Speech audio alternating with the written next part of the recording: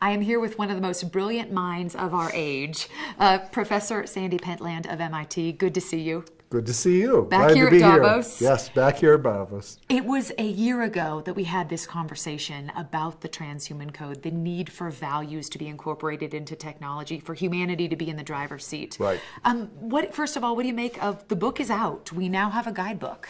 Well, we have a really comprehensive view of all the important things.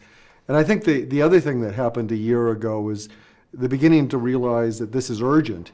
You know, we can debate this for a long time, but in the meantime, global warming happens, inequality happens, et cetera, et cetera. So we need to begin seizing these new tools and experimenting with them and seeing if we can get it right. Mm-hmm.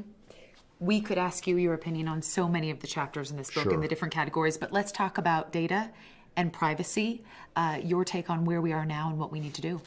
Well, to me, data privacy is the biggest issue because AI depends on data. It is data. Being able to do the Sustainable Development Goals depends on data to track where we are.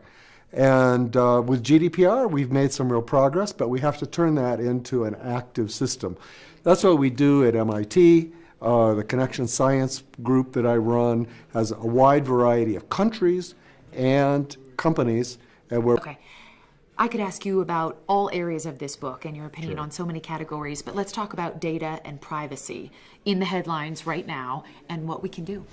Well, data to me is the most important issue and the most urgent because AI is data, but also the solution to all the problems we face come from having data about them.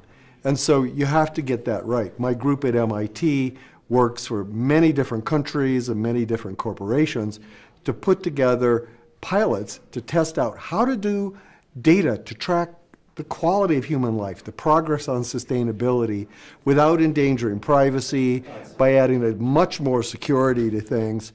And I'm actually pretty optimistic about it. We're building innovation platforms in Israel and sustainable development platforms in Senegal and things to be able to make the world transparent and accountable while at the same time not threatening the individual.